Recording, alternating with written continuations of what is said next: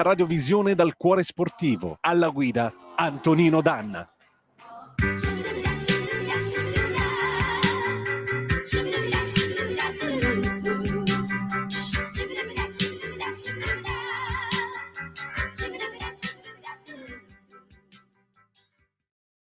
A voi la linea.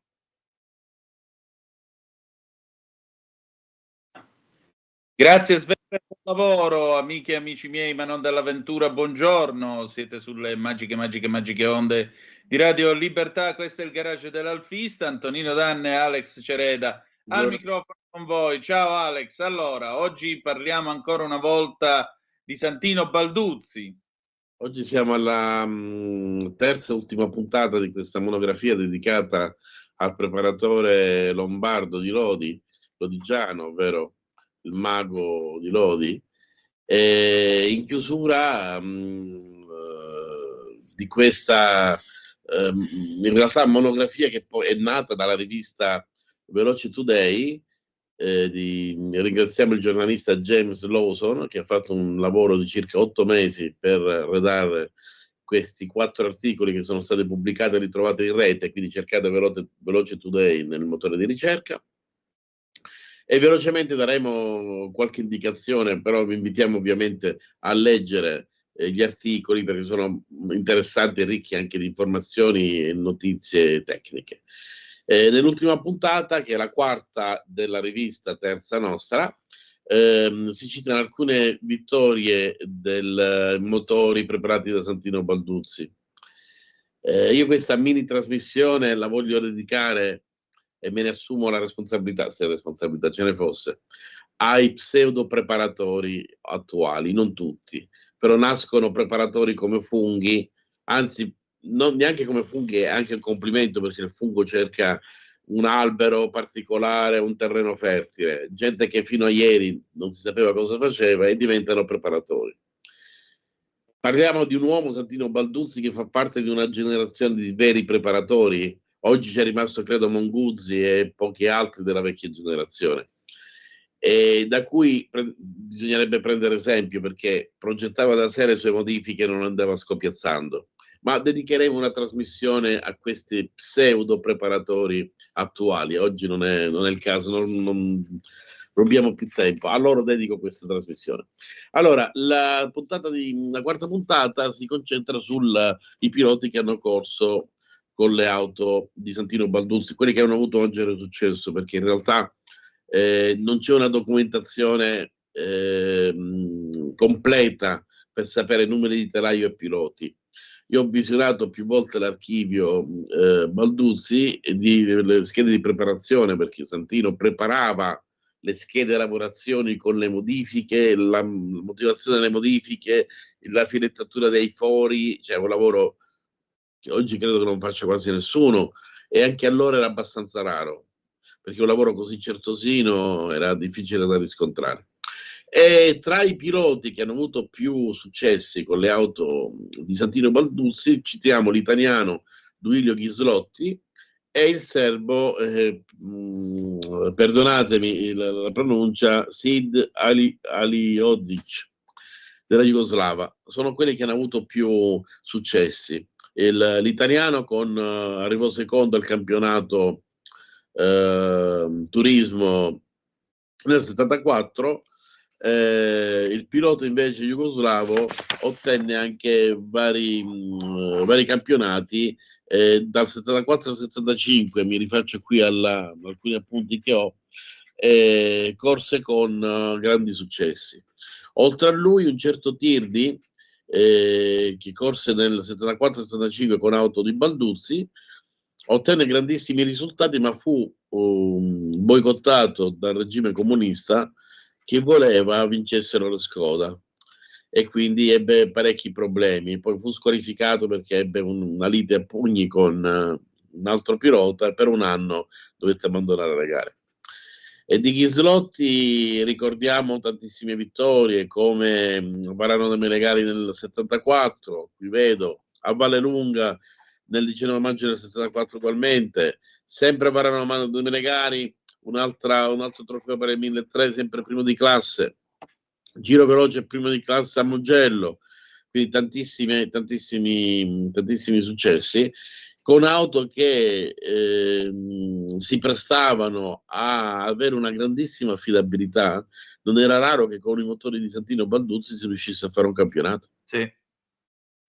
E quello che stupiva tanti era proprio questo, come mai si riusciva a avere tantissimi cavalli con un'erogazione molto aperta, quindi ben utilizzabile, al contrario per esempio dei motori Angelini che avevano un'erogazione molto più stretta e che richiedevano un tipo di guida più nervosa.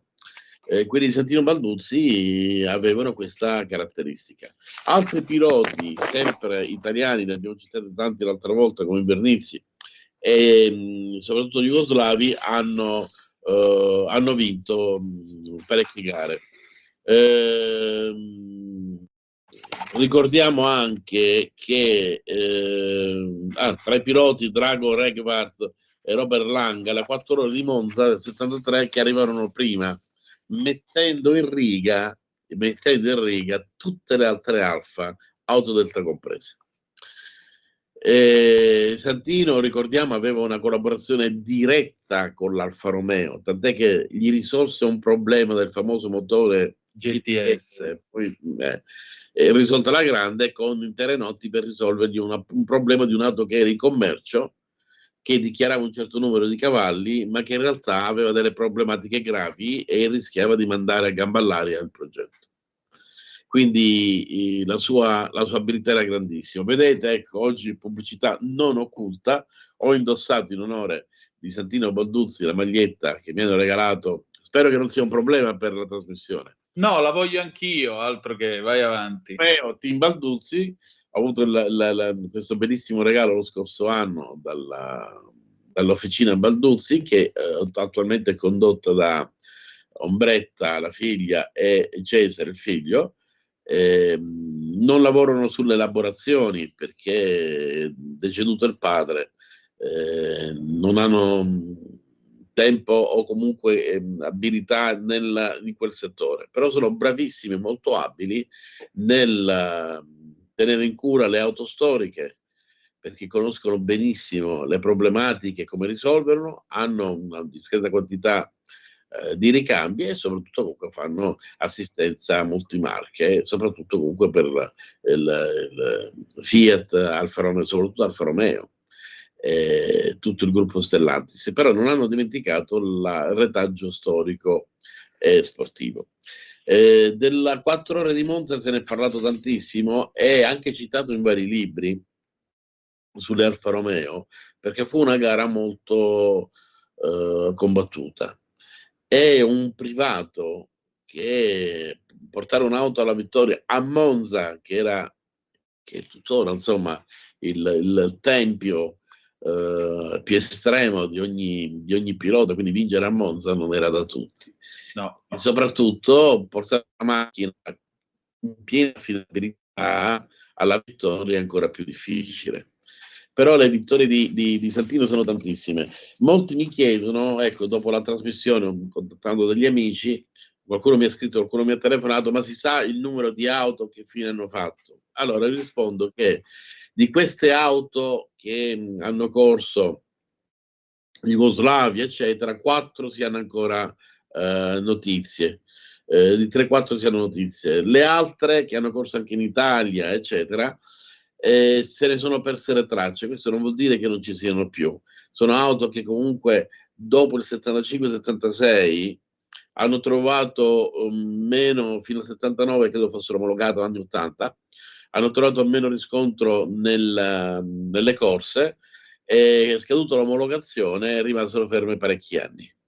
Quindi magari qualche macchina è stata smantellata, qualcun'altra è stata spedita all'estero, perché comunque in certi stati potevano gareggiare, oltre che con le slalom, ancora con le gare in salita, dove le Alfa Romeo hanno dato tantissimo, e tuttora si ricercano quei numeri di telaio che, tra virgolette, sono scomparsi, ma che si sono stati ritrovati. Per esempio, ecco, un ritrovamento straordinario è quell'auto di Alberto Ponno, che è stata ritrovata dopo tanti anni da un demolitore, è un facoltoso professionista, credo industriale italiano, l'ha interamente restaurata e portata agli antichi fasti. È tornata nell'officina Balduzzi per una messa a punto.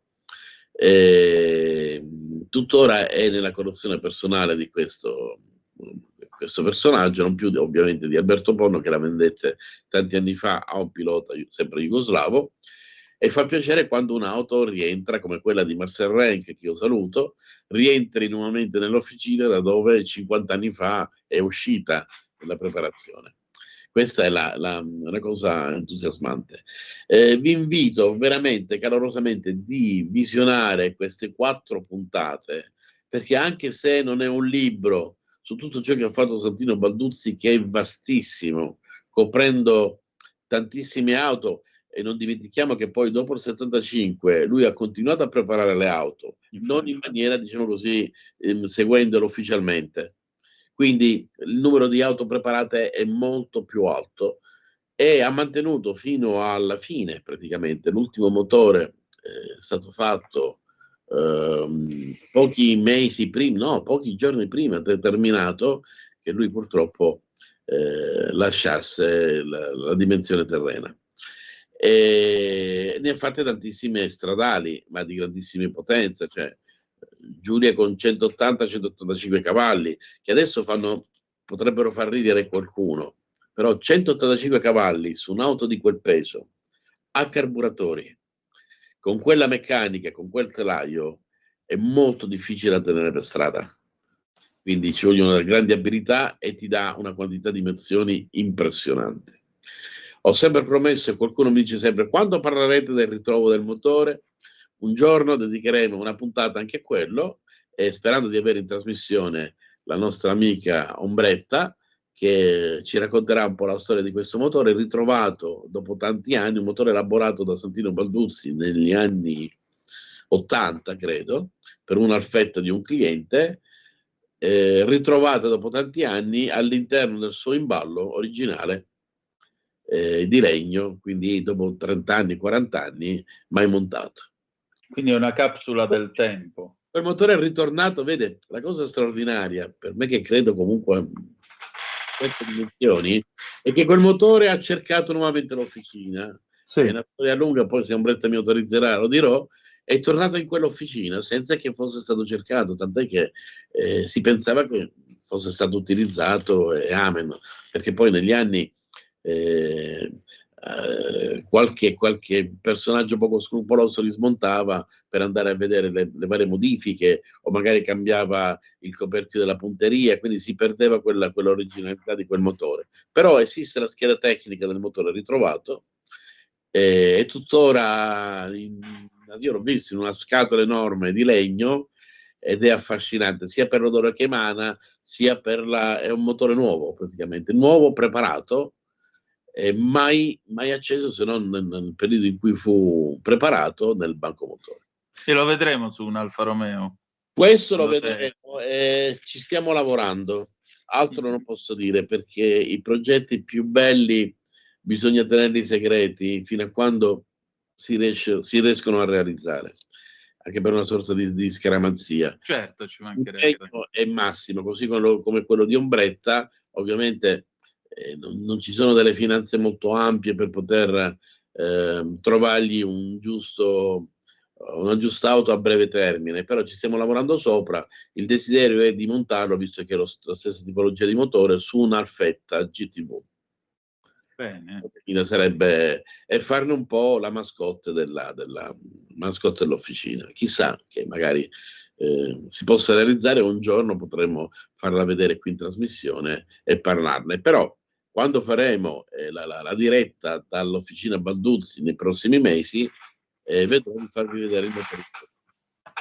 Con mucho gusto, caro Alex. Allora, noi continueremo in ogni caso a tenere d'occhio questa resurrezione meccanica e avremo modo di raccontarla, perché effettivamente questa che tu ci offri, oltre a essere una chicca impareggiabile, ha anche un altro fatto.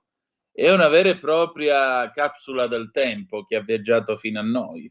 Vero. È un motore che magari ha dato i suoi primi scoppi nel 1984 e che poi basta. E adesso però questa voce deve tornare a farsi sentire, perché solo con la voce c'è memoria, solo col racconto, e questo motore è un racconto, e questo racconto lo dobbiamo continuare, per cui Storico e fa parte della storia dell'automobilismo. decisamente, decisamente. Per cui noi dobbiamo vedere questo motore di nuovo in funzione, poco ma sicuro. Il mio impegno sarà massimo, quindi più di questo non posso fare. Nulla, come altri mezzi, Ombretta spesso riceve mail da mezza Europa o di gente che vuole visitare l'officina o di persone che hanno avuto contatti con suo padre per auto elaborate dagli anni o che possiedono ancora quelle Alfa Romeo che 10, 20, 30, 40, 50 anni fa suo papà teneva in assistenza, gente che veniva dalla Svizzera ogni anno per fare il tagliando da Santino Balduzzi. Questo significa l'arfista, il cuore di un arfista. Esatto. Che cos'era? Significa. Vi immaginate allora, non con le comodità di oggi, senza aria condizionata o quei rari che avevano un'Alfona con l'aria condizionata, farvi dalla Svizzera in pieno agosto, in piena estate, a Lodi per fare un tagliando. Esatto. Esatto, è proprio questo il punto. Non si parla mai abbastanza di Santino Balduzzi. Io, avendo dei riscontri diretti anche con la figlia, di racconti straordinari, ma non basterebbero 100 puntate. L'umanità e soprattutto la generosità di quest'uomo, che a fine carriera, tra virgolette, ha regalato anche alcuni preziosi attrezzi della sua officina affinché fossero mostrati. Qualcosa c'è anche a un museo dell'Alfa Romeo, adesso perdonerete, dimentico il nome, a cui lui ha donato alcuni strumenti. Nicolis. Ah? Nicolis. No, oppure l'Alfa Blue Team di Gippo Salvetti, che vogliamo salutare, amico di Santino. Altri ha fatto regali ad amici, altri invece ha venduto per cifre quasi ridicole, pur di dare la possibilità ad altri preparatori, altri meccanici di usufruire di un banco prova o di una strumentazione particolare. La maggior parte della strumentazione è rimasta in officina, però una parte ovviamente è stata ceduta per volontà. Era un uomo molto generoso, aiutava chiunque, ti chiamavi, telefonavi, anche negli ultimi anni qualche nuovo preparatore, pseudo preparatore o comunque appassionato ha goduto di diverse dritte, schede tecniche e riferimenti grafici che lui ha donato gratuitamente. Quindi un uomo che oltre al genio, al talento, è una persona molto umana. E allora, cosa molto rara. È vero. Senti Alex, intanto grazie per questo viaggio che abbiamo fatto insieme a Santino Balduzzi. Salutiamo Ombretta che ci sta ascoltando, anche Cesare, suo fratello. E noi ci ritroviamo sabato prossimo e grazie a tutti per averci seguito e grazie ancora a te per aver offerto a tutti noi questo momento di storia e di memoria, e salutiamo gli amici anche di Veloce Today. Noi chiudiamo qua, appuntamento l'8 di febbraio prossimo, solito orario qui sulle magiche onde di Radio Libertà, e ricordate che the best is yet to come, il meglio deve ancora venire. Vi hanno parlato Alex Cereda e Antonino Danna. Buongiorno. Avete ascoltato il garage dell'Alfista. Porta con te ovunque Radio Libertà. Scarica la app per smartphone o tablet dal tuo store o dal sito radiolibertà.net.